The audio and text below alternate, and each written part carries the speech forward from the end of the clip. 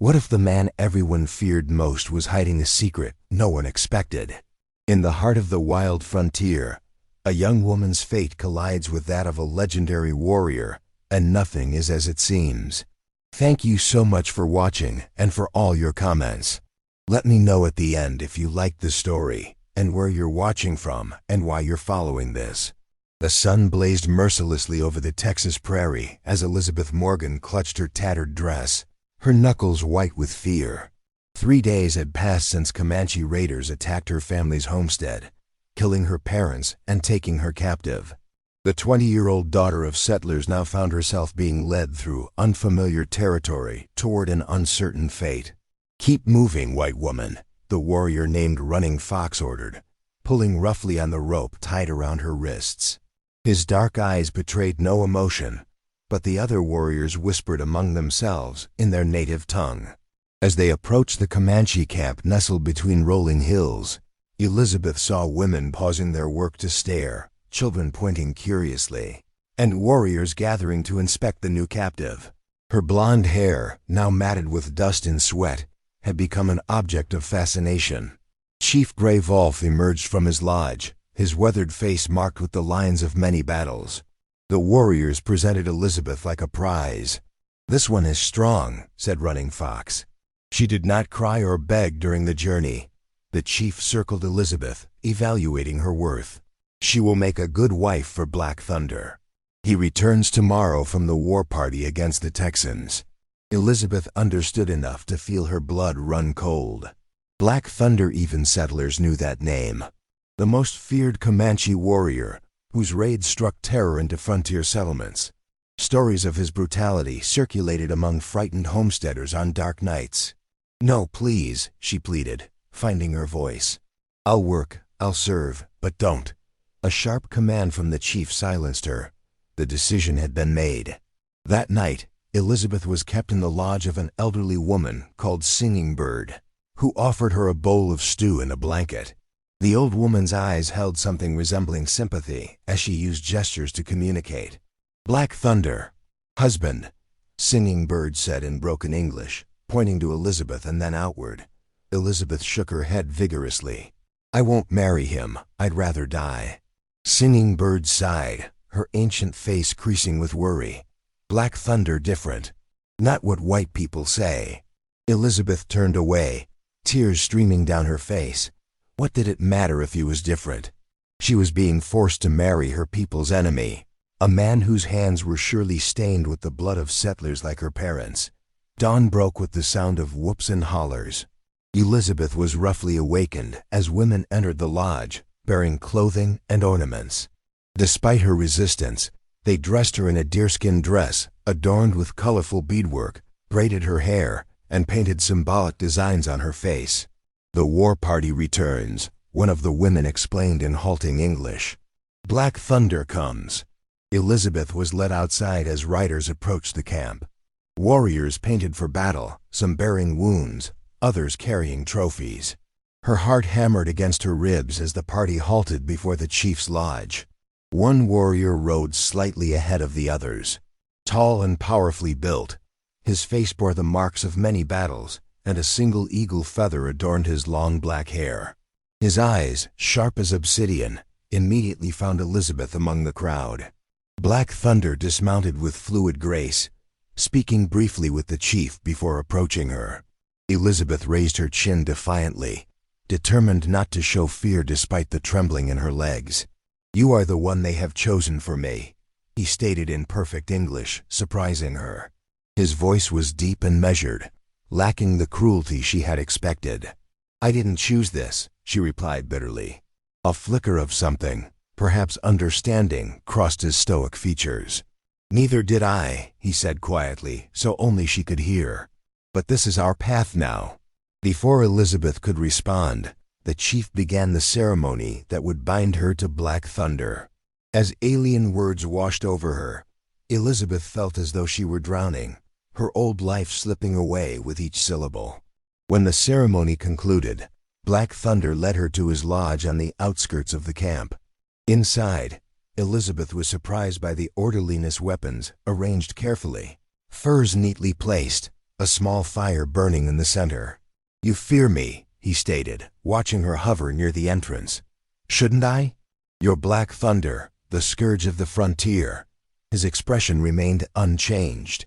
Names become legends, and legends become monsters in the telling. "I am a warrior who protects his people, as your soldiers protect yours." "Your people killed my family," Elizabeth said, her voice breaking. Black Thunder was silent for a long moment. "And your people have killed many of mine. This is the way of war." He gestured to a separate sleeping area. "You will rest there. No harm will come to you in this lodge." Elizabeth stared at him, confused by this unexpected courtesy. "Why did you agree to take me as a wife if you don't want me?" "The chief believes that binding you to our strongest warrior will prevent you from escaping. And I—" He paused, something unreadable passing across his face. "I have my reasons to accept." Days turned into weeks as Elizabeth adjusted to life in the Comanche camp. To her surprise, Black Thunder maintained his distance, treating her with a quiet respect that confused her. He slept separately, spoke little, and demanded nothing of her beyond helping with ordinary tasks. The other women in the camp watched her with suspicion, especially Willow Leaf, who Elizabeth soon learned had expected to become Black Thunder's wife herself. Only Singing Bird offered friendship, teaching Elizabeth the Comanche language and explaining their customs. "Why does he not treat me as a wife?" Elizabeth asked Singing Bird one afternoon as they worked together preparing hides. The old woman's weathered hands paused. "Black Thunder carries many sorrows. His first wife, Morning Flower, was killed by white settlers 5 winters ago. Since then, his heart has been closed. And why take another wife at all? The chief commands, and Black Thunder obeys. But watching you ... Singing Bird's eyes twinkled. "I think you remind him of what it is to feel." Elizabeth scoffed. "He barely speaks to me. He watches you when you aren't looking." The ice begins to crack. That evening, Elizabeth returned to the lodge to find Black Thunder cleaning his weapons.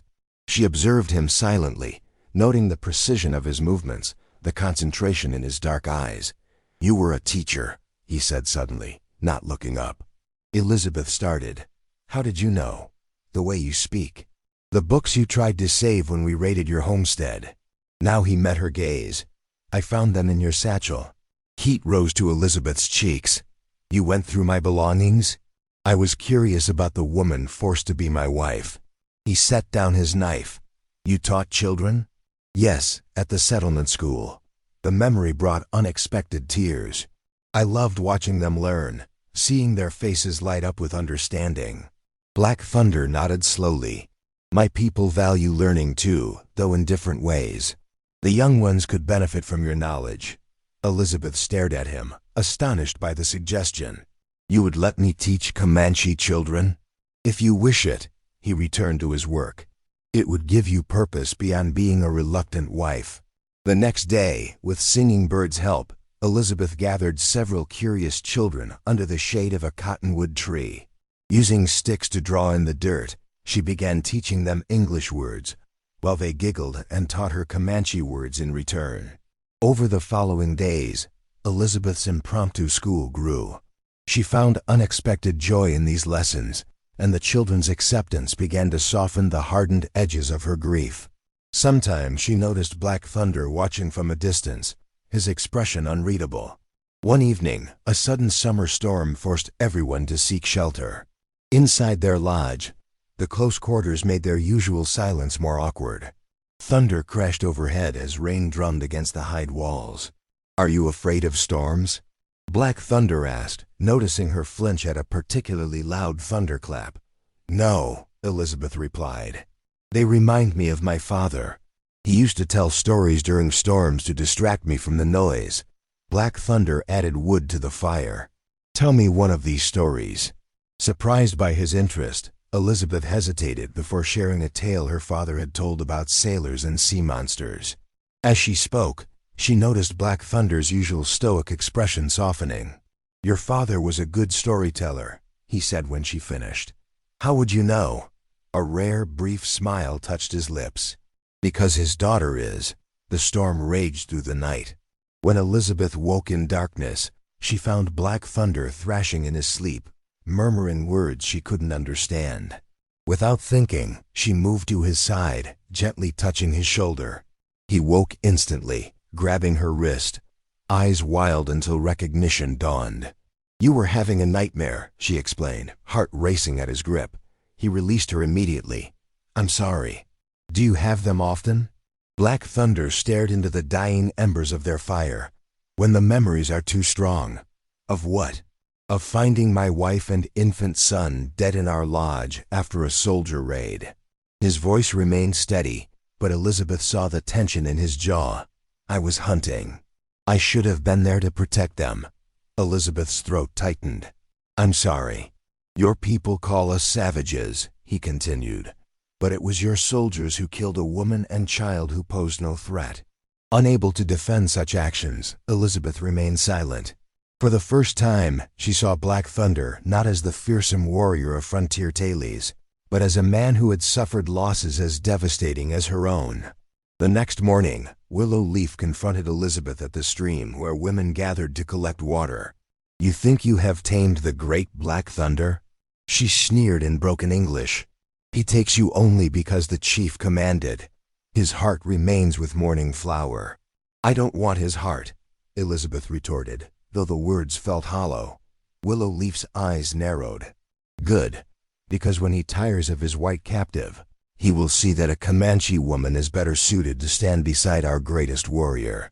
Elizabeth returned to the lodge unsettled by the encounter. Black Thunder was preparing to leave with a hunting party, strapping a quiver of arrows to his back. "Will you be gone long?" she asked, surprised by her own concern. "A few days. The buffalo have been spotted to the north." He paused, studying her face. "Is something troubling you?" Elizabeth hesitated.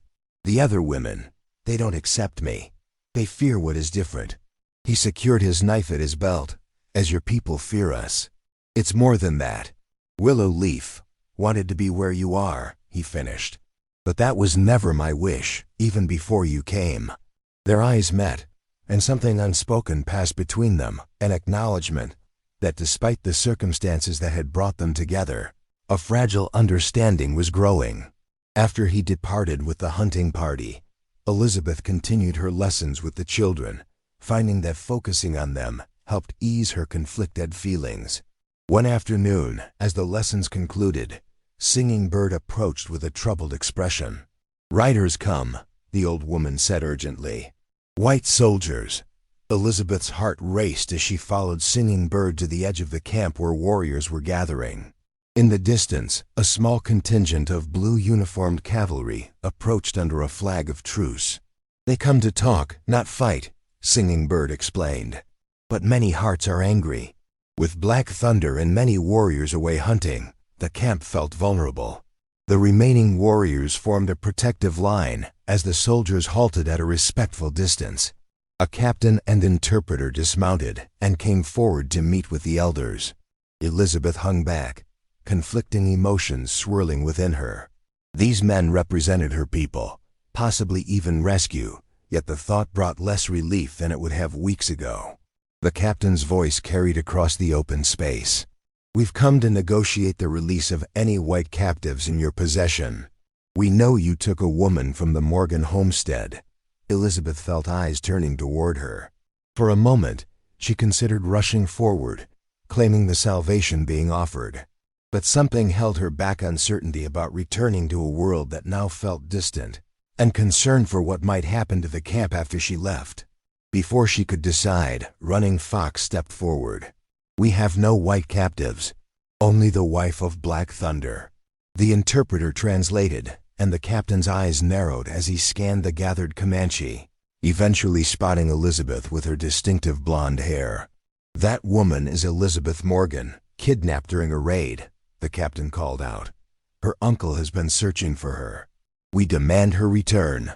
More harsh words were exchanged, tensions rising with each translation. Elizabeth stood frozen, torn between worlds. Her uncle, her father's brother, had a homestead 2 days' ride east. He would take her in, give her back her old life. Yet that life now seemed like it belonged to someone else. The woman who taught at the settlement school was gone, transformed by her time among the Comanche. The elders argued among themselves. Without Black Thunder present, some favored releasing her to avoid conflict, while others insisted she was now one of them through marriage. The captain's patience was wearing thin. "We'll make camp nearby and return tomorrow for your answer. But know this, we won't leave without her." As the soldiers withdrew, the camp erupted in debate. Elizabeth sought out Singing Bird, who was sitting outside her lodge, her face troubled. "What will happen to me?" Elizabeth asked. The old woman sighed. "The council debates. Some say giving you to the soldiers will prevent a battle. Others say it dishonors Black Thunder. And what do you say?" Singing Bird's wise eyes met hers. "I say your heart must decide where it belongs." That night, Elizabeth couldn't sleep, her mind torn between the safety of her old world and the uncertain path she'd begun to forge in this new one. In the lodge's quiet darkness, she realized that somewhere along the way, her fear of Black Thunder had transformed into something more complex: respect, understanding, and perhaps the beginnings of deeper feelings. At dawn, a commotion woke her. The hunting party had returned early, alerted by scouts about the soldiers' presence. Elizabeth emerged from the lodge to see Black Thunder dismounting, his face set in grim lines as warriors reported the situation. His eyes found her immediately, a question in their depths. Did she want to leave? Would she choose her people over the life they had begun to build? Before they could speak, the elders called Black Thunder to council. For hours the men deliberated while Elizabeth waited anxiously, helping the women prepare the buffalo meat brought by the hunters. When Black Thunder finally emerged from the council lodge, his expression was unreadable. He approached Elizabeth where she worked. "The soldiers return soon," he said quietly. "The council has decided to let you choose your path." Elizabeth's hands stilled. "They would allow me to stay?" "If that is your wish."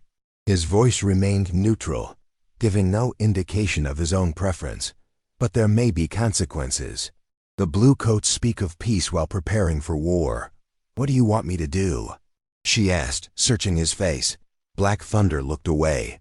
"You never chose to come here. I would not force you to stay." "That isn't what I asked." His eyes returned to hers, and for once, the warrior's mask slipped. "I have watched you with our children, learning our ways, enduring hardship without complaint. You have shown the strength of a Comanche woman." He paused. "I would not wish to lose that." It was as close to a declaration as his pride would allow, but Elizabeth understood what remained unsaid. In his own way, Black Thunder had come to care for her, just as she had for him. Before she could respond, a shout went up. The soldiers were approaching again, this time with more men. The captain rode at their head, his face set with determination. The camp mobilized, warriors taking defensive positions while women gathered children. Black Thunder led Elizabeth to the center of the camp where the elders waited to meet the soldiers. The captain dismounted, his hand resting meaningfully on his pistol. "We've come for Miss Morgan," he announced without preamble. "Her uncle awaits her return." The elders spoke, with Running Fox translating. "The woman may speak for herself." All eyes turned to Elizabeth. The captain stepped forward, offering his hand. "Miss Morgan, it's time to come home. These savages kidnapped you, but you're safe now." Elizabeth flinched at his words, seeing the anger they provoked among the Comanche.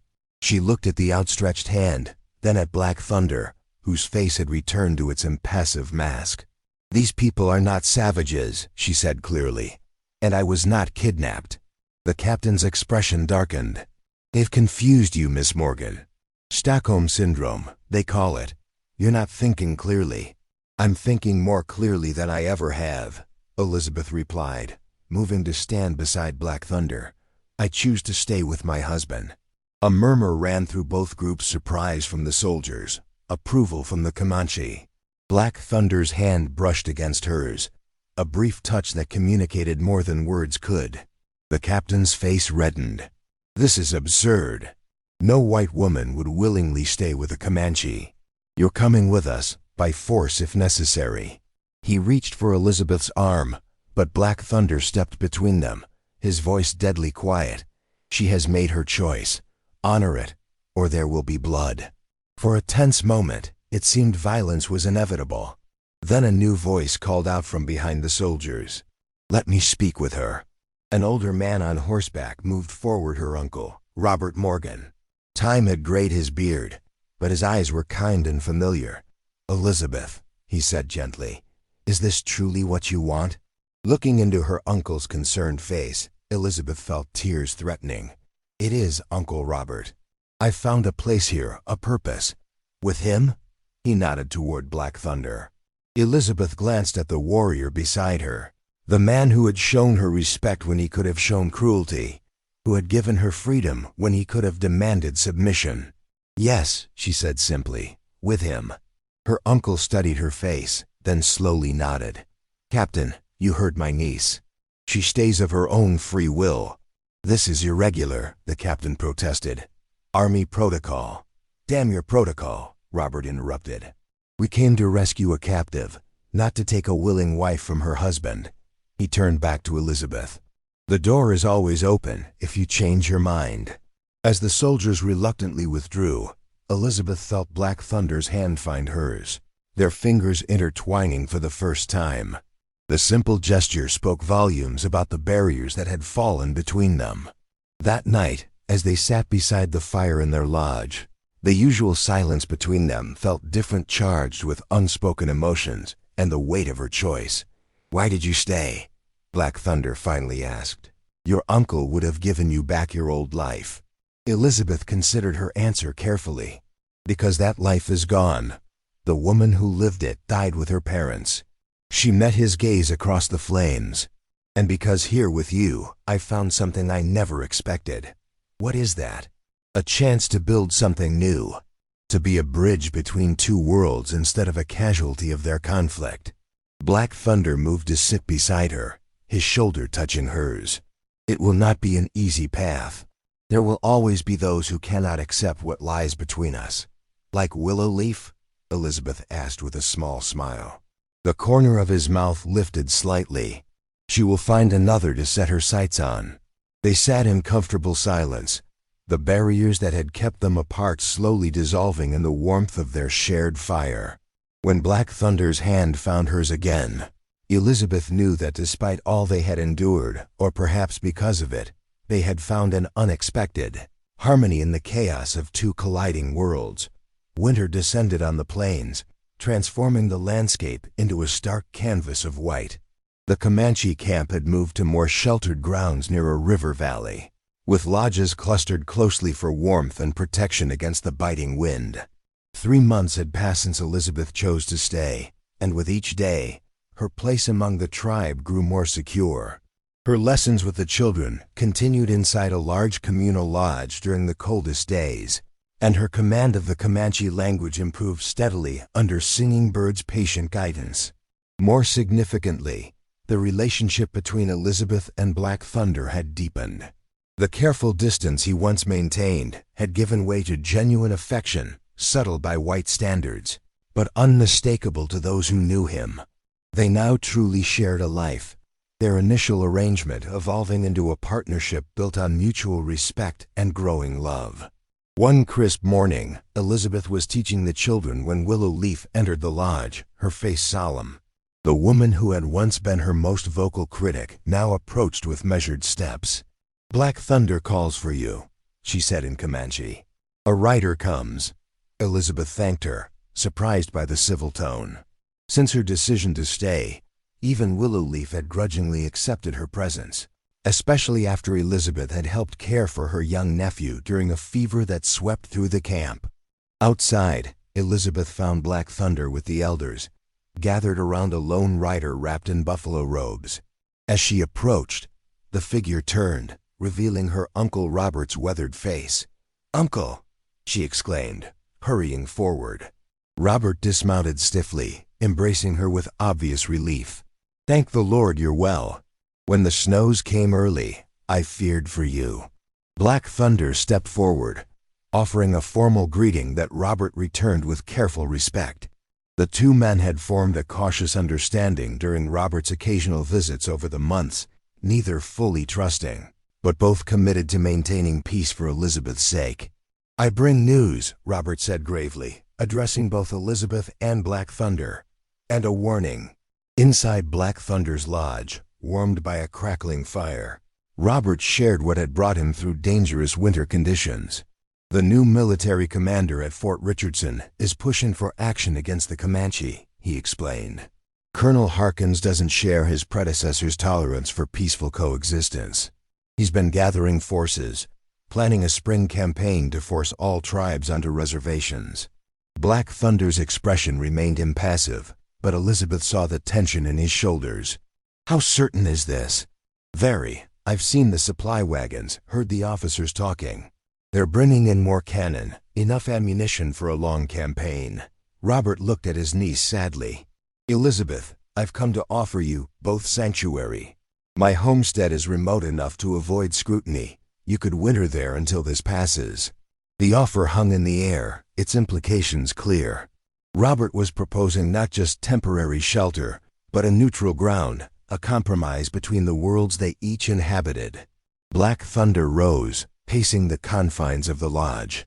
"I cannot abandon my people when war threatens." "You wouldn't be abandoning them," Elizabeth said carefully. "You'd be securing an alliance, creating a place of safety if it's needed."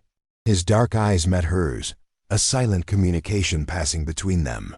In the months they'd shared a life, they'd learned to read each other's thoughts with increasing accuracy.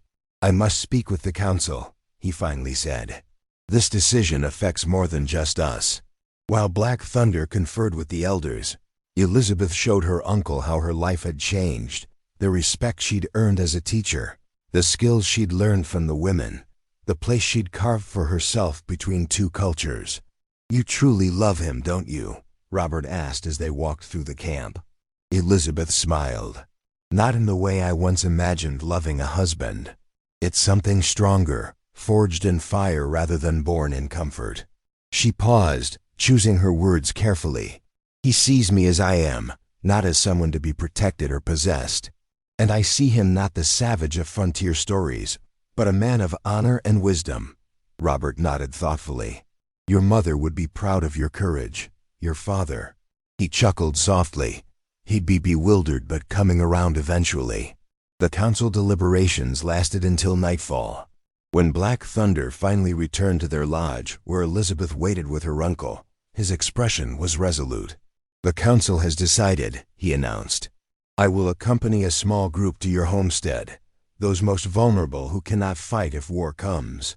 The others will prepare to defend our hunting grounds or move farther south if necessary." Robert nodded. "How many?" 20, perhaps 30.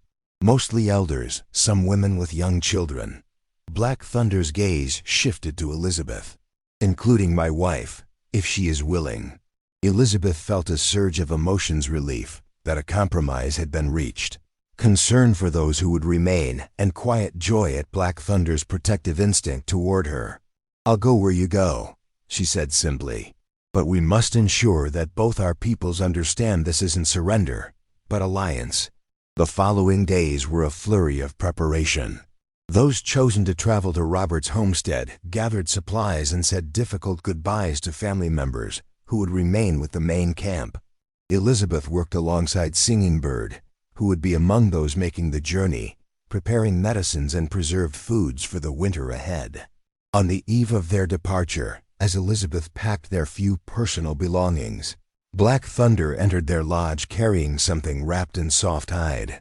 "This is for you," he said, presenting the bundle to her. Elizabeth unwrapped it to find a beautifully crafted knife with an antler handle, small enough to fit her hand but strong enough for serious use. "It was my mother's," he explained. "A woman's knife for protection and daily work." Deeply moved by the significance of the gift, Elizabeth held it carefully. "Are you certain?" "This should stay in your family."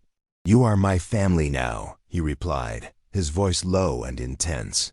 "Whatever comes in the moons ahead, whether we live among your people or mine, we face it together." Elizabeth stepped forward, closing the distance between them. "Together," she agreed, resting her hand against his chest. The steady beat of his heart beneath her palm felt like a promise, one more powerful than any wedding vow. The journey to Robert's homestead took 5 difficult days through snow-covered terrain. They traveled in a small caravan, with Black Thunder and 2 other warriors constantly scouting ahead and behind for danger. Elizabeth rode alongside Singing Bird's travois, helping the elderly woman endure the rigors of winter travel. When they finally crested the hill overlooking her uncle's valley, Elizabeth felt a strange confluence of emotions: nostalgia for the world she'd left behind, pride in the strength she'd developed among the Comanche, and hope for what might be possible in this place where 2 worlds could meet. Robert had prepared well. The main house had been expanded with additional cabins built nearby, creating a small settlement with room for all. Most importantly, he'd ensured privacy and distance from neighbors who might report their unusual arrangement to authorities. As they settled in for the winter, an unexpected harmony emerged. The Comanche adapted to the wooden structures while maintaining their own customs. Elizabeth and Black Thunder occupied a cabin at the edge of the settlement, a symbolic position that represented their role as bridge between cultures. In the evenings, around a communal fire, stories were exchanged, Comanche legends alongside frontier tales, creating a shared narrative that acknowledged both histories. Black Thunder, to Elizabeth's surprise, revealed a gift for storytelling that captivated even the most skeptical of her uncle's ranch hands. One night, as they lay in their cabin listening to the wind howl outside, Black Thunder spoke of the future. "When spring comes, we must decide where our path leads." Elizabeth nestled closer to his warmth. "Does it matter where, as long as we walk it together?" "It matters for our children," he replied. "I would have them know both worlds, not be forced to choose as you were." The mention of children, a possibility they had discussed but not yet been blessed with, made Elizabeth smile. "Then we'll build something new, somewhere between. Not fully Comanche, not fully white, but something stronger for having both." Black Thunder's arm tightened around her. "A difficult path. All worthy paths are," she countered. "You taught me that." As winter slowly released its grip on the land, word came from both directions, messages from the Comanche bands moving south, and news from frontier towns about the military's preparations. The threat of conflict remained real, but something else was spreading alongside its stories, of a white woman who had chosen to live among the Comanche, and of a warrior who had formed an alliance with settlers. Their story, initially met with disbelief and scorn, began to spark curiosity. Occasional visitors braved the journey to Robert's homestead, some Comanche warriors checking on their families, others white settlers cautiously seeking understanding rather than conflict. On the first truly warm day of spring, Elizabeth stood on the hillside above the settlement, watching Black Thunder teach her uncle's grandchildren and the Comanche children together, showing them how to identify animal tracks in the mud. The sight crystallized everything she had come to believe, that understanding could grow where fear once ruled, if only given the chance to take root. She thought of the long journey that had brought her here, from captive to teacher, from reluctant bride to loving wife, from a woman torn between worlds to one who helped build bridges between them. The path ahead remained uncertain, with threats from both sides still looming, but for the first time, it seemed possible that their unlikely union might become something more, a small but significant step toward peace. Black Thunder looked up, sensing her presence, and their eyes met across the distance. No words were needed between them now. They had learned to communicate in silence, finding in each other's gaze all the reassurance they required to face whatever challenges awaited. In choosing each other, they had chosen a different future, not just for themselves, but for all those who might follow the trail they were blazing across the divided landscape of the American frontier.